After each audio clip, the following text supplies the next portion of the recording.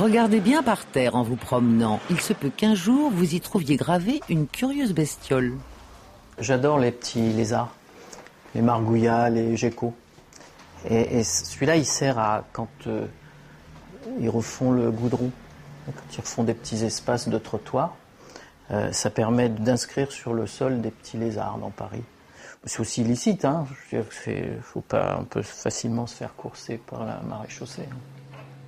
Et celui qui se livre à cet exercice de potache, c'est Gérard Descamps, graveur héraldiste, meilleur ouvrier de France, maître d'art, président des grands ateliers de France et professeur à l'école supérieure Estienne. Voilà, ici on est dans un des 3 sites de l'atelier de gravure. On fonctionne sur 3 étages.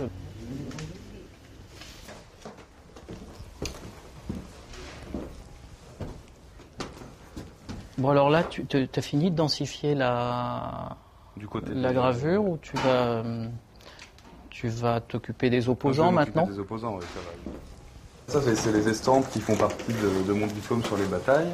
Donc voilà, alors ça, c'est la première qui oppose, c'est la bataille de Cannes en fait, ça oppose les Romains aux Carthaginois.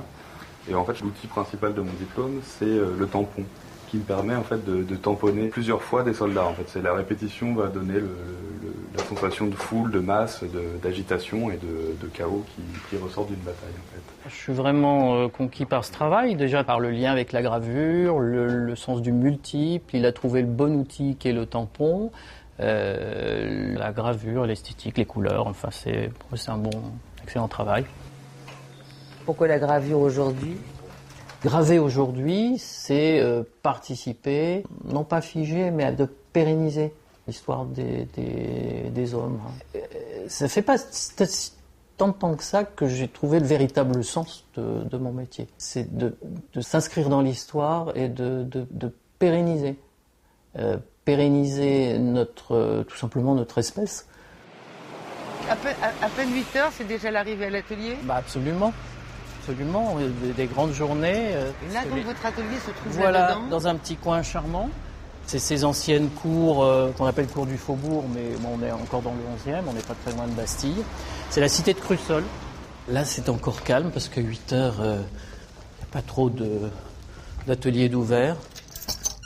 Alors attention à la marche. Je dois avoir une petite trentaine de mètres carrés, mais c'est suffisant. J'ai de quoi accueillir mon disciple, un espace pour accueillir mes clients, et puis le côté atelier où là on réalise les gravures. Graver pour pérenniser l'espèce, pour pérenniser aussi une tradition familiale. On peut même remonter jusqu'à la grand-mère de mon grand-père, qui réalisait des cadrans de baromètres et des thermomètres. Et puis mon grand-père, sur l'influence de sa grand-mère, a intégré l'école Estienne. Donc on devait être en 1889. Et lui, en 89, il était déjà étudiant graveur. Ensuite, mon grand-père a dit, écoute, tu vas faire de la gravure. Bon, ça s'est passé comme ça. Et puis vers 15 ans, il y a un choix qui doit se faire. Et j'ai opté pour le métier de graveur et je suis rentré à l'école Estienne. Et j'ai quasiment pas travaillé avec mon père. Il a eu cette intelligence, c'est de m'envoyer à l'école des graveurs et pas dire je vais tout lui transmettre. Donc j'ai eu à résoudre mes problèmes seul et passer en correction régulièrement. Être graveur héraldiste, c'est certes posséder une technique, c'est en connaître aussi et peut-être surtout l'histoire. La gravure empêche un peu le temps d'effacer l'histoire de la mémoire des hommes. Donc l'homme a toujours essayé de laisser une empreinte, une trace. C'est des techniques qui sont apparues donc en Mésopotamie il y a 6000 ans. Donc on a gravé la pierre. Et ensuite on a voulu multiplier pour diffuser et raconter l'histoire au plus grand nombre de gens possible. Donc on a roulé sur l'argile comme l'empreinte d'un pied dans le sable.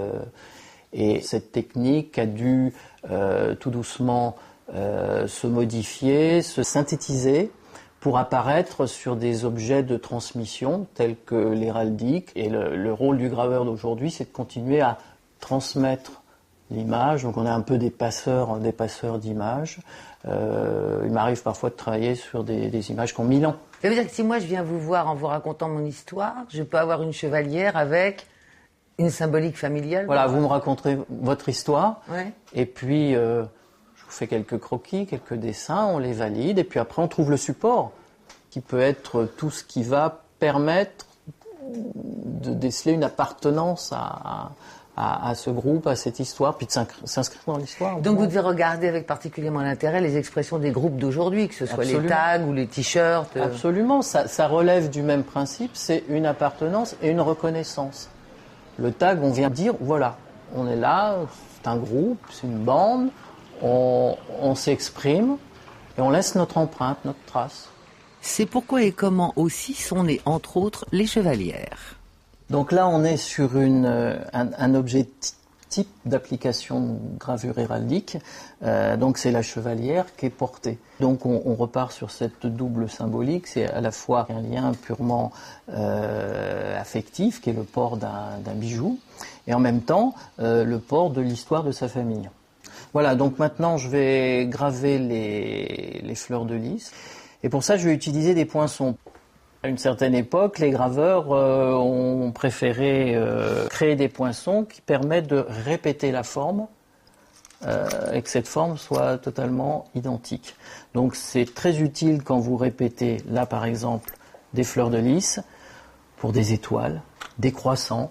Donc ça, c'est vraiment le trésor du graveur héraldiste. Sans poinçons, ça lui complique largement la vie. Je vais commencer par trouver le centre, le fameux compas. Donc là, je les positionne. Donc c'est-à-dire que je frappe doucement leur forme. Je les mets en place. En revanche, je ne peux pas l'estamper comme ça, parce qu'on est sur du métal, et l'or que je vais estamper et enfoncer, il faut bien qu'il aille quelque part. Donc je vais préparer le creux pour recevoir la fleur de lys. Donc j'ai enlevé du métal, ce qui va permettre de bien finaliser la forme avec le poinçon. Qu'est-ce qui vous tente et vous motive avec l'infiniment petit? Il y a deux choses. Il y a une qui réside dans la concentration, dans le fait que quand vous rentrez dans le petit, il y a un domaine immensément vaste qui s'offre à vous. C'est un petit peu comme le yoga, quand vous partez de l'univers et que vous finissez au cœur de vous-même.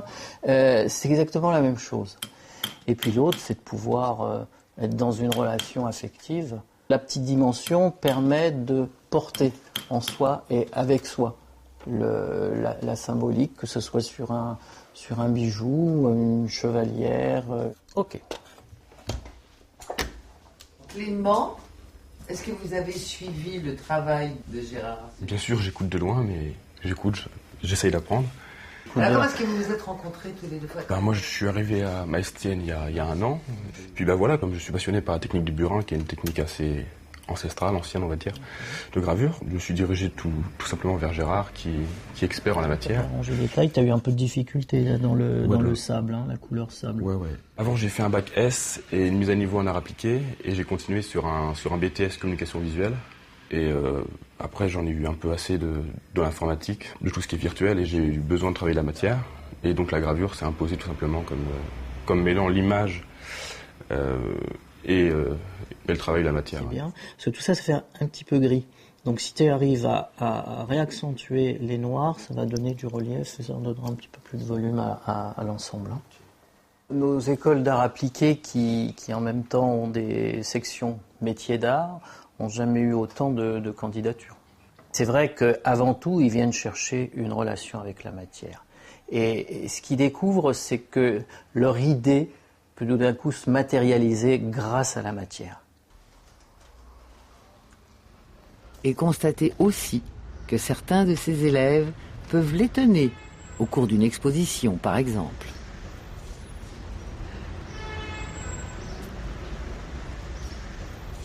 Qu'est-ce qui est arrivé à Durer, là, dis donc?